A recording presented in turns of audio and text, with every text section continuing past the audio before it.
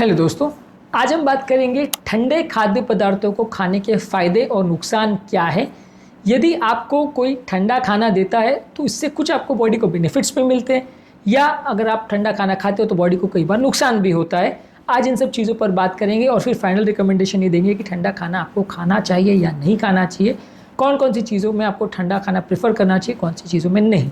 Topic पर जाने से पहले जो लोग हमारे चैनल पर नए हैं उन्हें रिक्वेस्ट करूँगा कि चैनल को सब्सक्राइब करें, वीडियोस को लाइक करें, शेयर करें, फॉलो करें, कमेंट करें, पूरा देखें। आज के टॉपिक में पहले हम बात करेंगे फ़ायदे क्या है खाने को ठंडा करके खाने से या ज़्यादा ठंडा खाना खाने से, और फिर बात करेंगे नुकसान के बारे में, और फाइनली हमारा फाइनल वर्डिक्ट इस बारे में।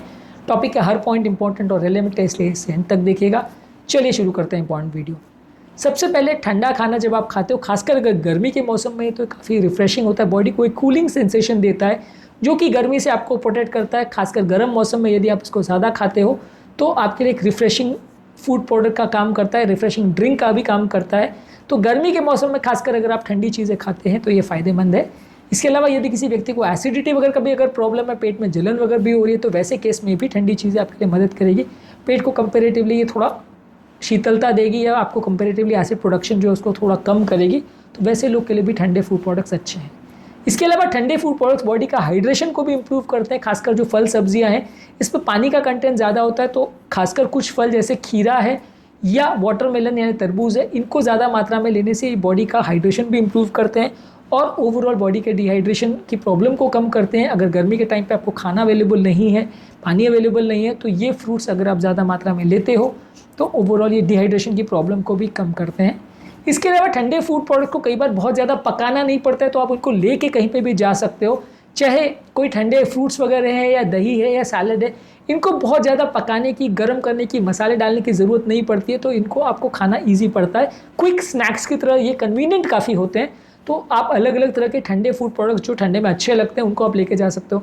अब कई फूड प्रोडक्ट्स ऐसे हैं जो गर्म किए बिना अच्छे नहीं लगते, तो उसमें बड़ा दिक्कत होता है आपको कि बाहर आप कहीं पे भी लेके जा रहे हो, कहीं पार्टी पे, पिकनिक में लेके जा रहे हो जहाँ गर्म करने की फैसिलिटी नहीं है, तो वहाँ आपके लिए दिक्कत हो जाती है कि आपको वो फूड प्रोडक्ट खाना नहीं सकते और वो टेस्टलेस जैसे हो जाते हैं। तो ठंडे फूड प्रोडक्ट्स या ऐसे फूड प्रोडक्ट्स जो ठंडे में भी अच्छे लगते हैं वो आपके लिए कन्वीनियंट होते हैं। हाँ, लेकिन ये फूड प्रोडक्ट्स को भी अगर बहुत ज़्यादा ठंड की ज़रूरत है, जैसे आइसक्रीम्स वगैरह, तो वो इनकन्वीनियंट हो जाते हैं ले जाना। हालांकि ये है कि जो मीडियम लेवल की चीज़ें हैं जैसे सैलड्स वगैरह, दही वगैरह, कोल्ड सैंडविचेस वगैरह हैं, ये कंपेरेटिवली ईजी टू पैक और ईजी टू कैरी होते हैं। इसके अलावा ठंडे फूड प्रोडक्ट्स जो है वो कंपेरेटिवली बैक्टीरियल ग्रोथ को कम करते हैं और एंजाइमेटिक रिएक्शंस को भी कम करते हैं। तो इसलिए कोई भी फूड प्रोडक्ट को अगर आप फ्रिज में रख के या ठंडा करके अगर खाते हैं तो फूड का क्वालिटी और उसकी जो प्रॉपर्टीज़ है वो लंबे समय तक प्रिजर्व रहती है।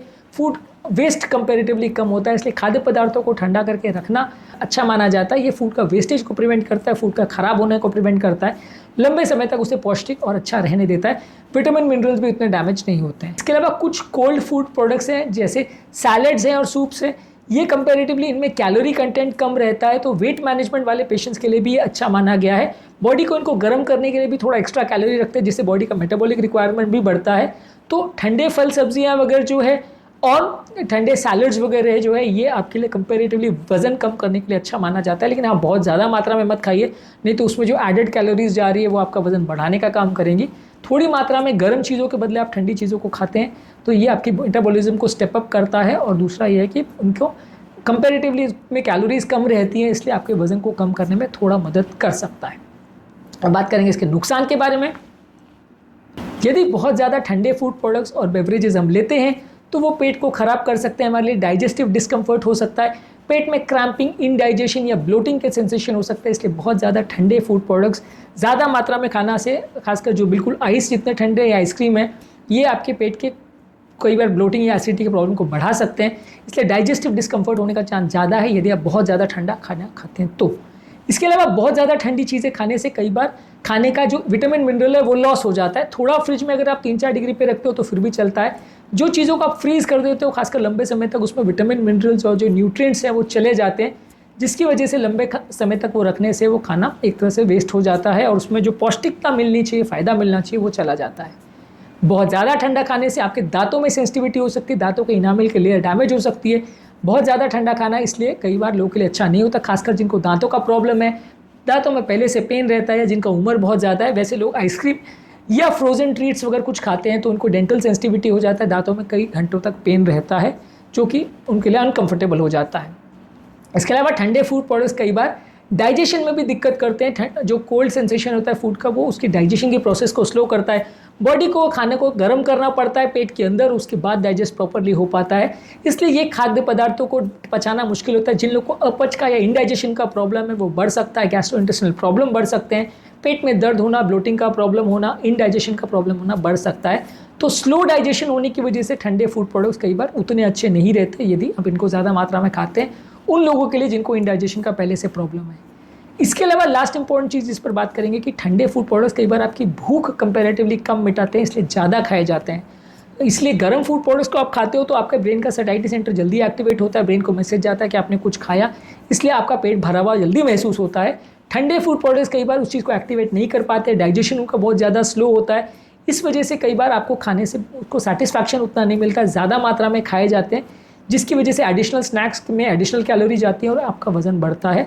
तो कई लोगों को ठंडे फूड प्रोडक्ट्स में जब सेटिस्फैक्शन नहीं होता तो वजन ये बढ़ाने का उल्टा खराब काम करता है, क्योंकि ज़्यादा खाए जाते हैं। अगर खाना सीमित मात्रा में खा रहे हो तो नुकसान नहीं है, लेकिन कई बार लोग को सेटिस्फैक्शन नहीं होता है, इसलिए वो ज़्यादा खाते हैं साइकोलॉजिकली, जो नुकसानदायक हो सकता है। तो आज के टॉपिक में हमने बात करी ठंडे खाद्य पदार्थों को खाने के फ़ायदे क्या हैं, नुकसान क्या है। देखिए, हमारा तो ज़्यादातर पर्सपेक्टिव ये रहता है कि बहुत ज़्यादा ठंडी और बहुत ज़्यादा गर्म चीज़ें दोनों ही नुकसानदायक है। बैलेंस्ड रखिए, जो खाद्य पदार्थ ठंडे में ज़्यादा अच्छे रहते हैं उनको ठंडा करके रखिए, जो खाद्य पदार्थ गर्म में ज़्यादा टेस्टी लगते हैं उनको गर्म करके खा सकते हैं। एक ही तरह का खाद्य पदार्थ को सबको ठंडा करके खाना या सबको गर्म करके खाना बहुत अच्छा नहीं है। कई लोगों को, खासकर जिनको दांतों का प्रॉब्लम है या डाइजेशन का प्रॉब्लम है या ब्लोटिंग और क्रैम्प्स का प्रॉब्लम है, उनके लिए नुकसानदायक भी हो सकता है।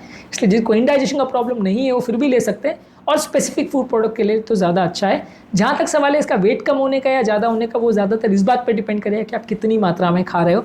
ज़्यादा खाओगे तो फिर वज़न बढ़ जाएगा। उम्मीद करूँगा कि आज के टॉपिक में कुछ नई बातें जानने को मिली होगी। जो लोग हमारे चैनल पर नए हैं उन्हें रिक्वेस्ट करूँगा कि चैनल को सब्सक्राइब करें, वीडियोज़ को लाइक करें, शेयर करें, फॉलो करें, कमेंट करें, पूरा देखें।